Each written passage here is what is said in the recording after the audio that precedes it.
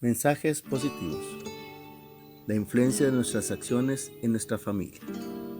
Hoy, las lecturas de la misa nos hacen reflexionar sobre la influencia tanto negativa como positiva de nuestras acciones sobre nuestra familia. En la primera lectura, tomada del segundo libro de Samuel, en el capítulo 18, vemos a Absalón saliendo al encuentro de las tropas de David. Cuando Absalón llegó a Jerusalén, siguiendo los consejos de Ahitofel, antiguo consejero de David, manifiesta su ruptura total con su padre, metiéndose con las concubinas que David había dejado al cuidado del palacio. El mismo consejero le recomendó ir de inmediato en persecución de su padre.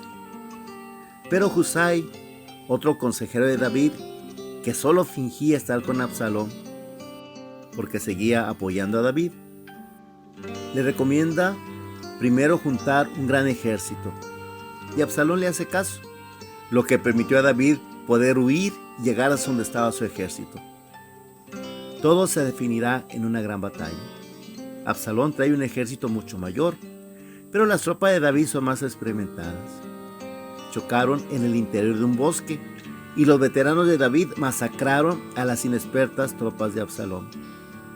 Él de pronto se vio rodeado e intentó ir a galope dentro del bosque. Chocó con una rama y quedó colgando porque su larga cabellera se atoró. David había ordenado que no le hicieran daño a Absalón, pero Joab, el jefe del ejército, fue y lo remató. Cuando David se entera de la muerte de su hijo, lloró amargamente. Hijo mío, Absalón, hijo mío, Absalón, ojalá hubiera muerto yo en tu lugar. Absalón, hijo mío.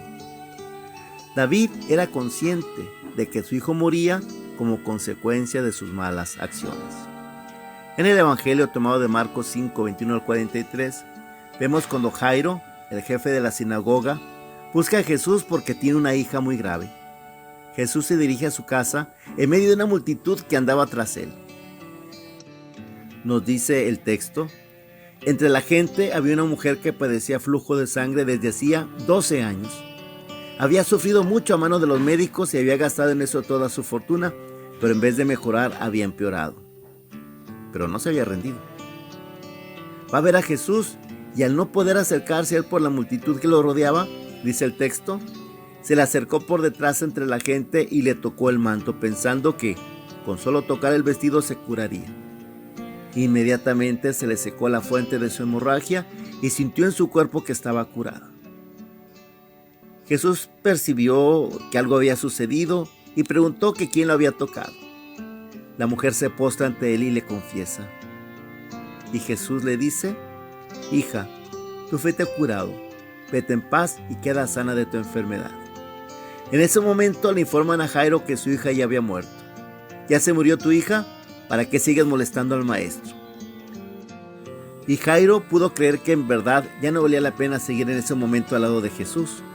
Pero Jesús le dice: no temas, basta que tengas fe. Y Jairo da un salto de fe y sigue con Jesús. En la casa ya estaban los preparativos para el funeral, del que el llanto de las plañideras era algo esencial. Dice el texto: al llegar a la casa del jefe de la sinagoga, vio Jesús el alboroto de la gente y oyó los llantos y los alaridos que daban. Entró y les dijo: ¿qué significa tanto llanto y alboroto? La niña no está muerta, está dormida. Y se reían de él.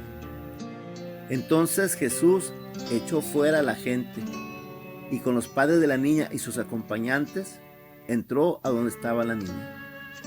La tomó de la mano y le dijo: Talitá cum, que significa: óyeme niña, levántate. La niña, que tenía 12 años, se levantó inmediatamente y se puso a caminar. Todos se quedaron asombrados. Jesús les ordenó severamente que no lo dijeran a nadie y les mandó que le dieran de comer a la niña. Estas lecturas nos hacen reflexionar la influencia que tuvo para sus hijos tanto las malas acciones de David como la fe de Jairo. Y eso a mí me hace recordar a mi madre, Mercedes Cárdenas Rosales, que por estar tan dedicada al trabajo por mucho tiempo, no pudo cuidar como es debido su vida espiritual. Yo la motivé a acercarse a Dios, Pues hubo un momento en mi rebeldía adolescentil en que ya no supo qué hacer conmigo y buscó ayuda en Dios y en su iglesia. Y ambos la apoyaron mucho. Primero en la Acción Católica y después en la Renovación Carismática, mi madre tuvo un profundo encuentro con Dios, que no solo le hizo cambiar a ella, sino que nos llevó de remolque a toda la familia. Un tiempo yo seguí de rebelde y fui muy irreverente con las cosas de la iglesia para hacer enojar a mi madre. Así empecé a leer la Biblia, buscando cosas para molestarla. Pero poco a poco fuimos entrando al carril y con un cambio en sus actitudes, mi madre se ganó nuestro respeto. Ella, como niña, se maravillaba por lo que iba encontrando en la Biblia y siempre quería compartirlo con nosotros. Un día me llamó: hijo, mira lo que acabo de encontrar en la Biblia. Yo me acerqué: ay, a ver ahora qué encontraste en la Biblia. Y me leyó parte del discurso que hicieron los apóstoles el día de Pentecostés. Está en Hechos 2, 37 al 39.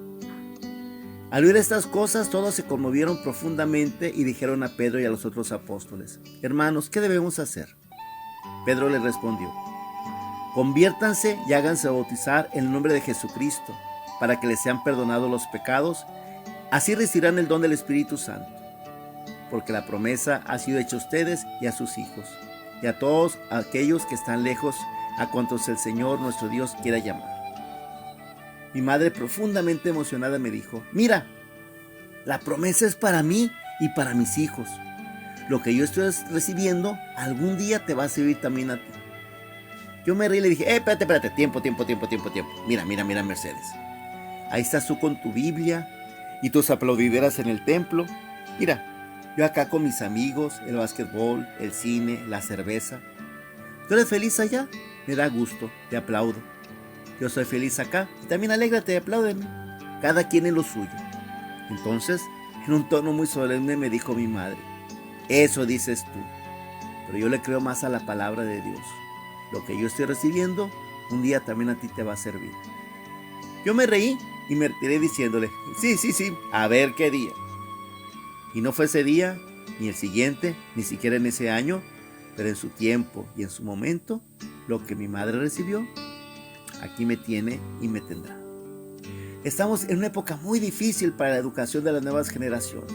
Tienen demasiadas influencias externas al hogar y constantemente en muchos hogares hay conflictos en los que ellos actúan con mucha soberbia, sintiendo hasta menosprecio por los padres.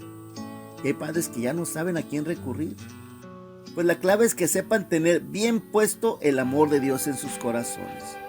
Tenemos el ejemplo de muchos santos como San Agustín, San Francisco de Asís, San Felipe de Jesús y tantos más que vivieron una adolescencia o una juventud terribles. Pero en buena medida sus madres, Santa Mónica, Madonna Pica, Antonia Martínez, supieron poner en sus corazones los cimientos de una espiritualidad que en su momento les dio la oportunidad de responder a lo que Dios les pidió y con creces. Sepan encomendar a Dios a sus hijos, pero sobre todo, acérquense a Dios ustedes mismos.